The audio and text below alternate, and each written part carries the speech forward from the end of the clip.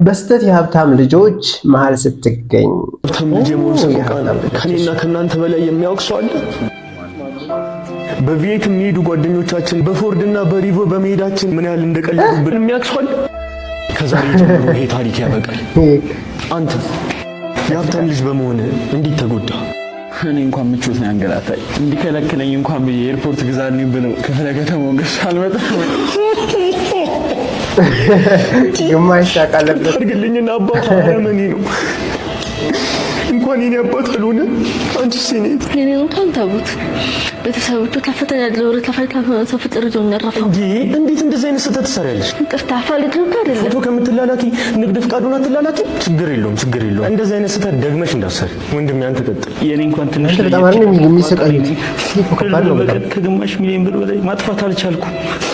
ይሄን ማህበረሰብ ለመምሰል ፈልገ ነው አይደለ? እመነኝ፣ ይሄ ባህሪ የትም አያደርስም። ቀጥል ወንድሜ።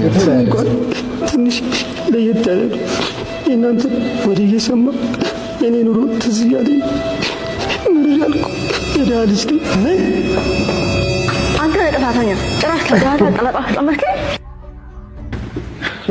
እባክህን ምንም እንዳታረገን ግን ያለንን እንሰጣለን። እባክህን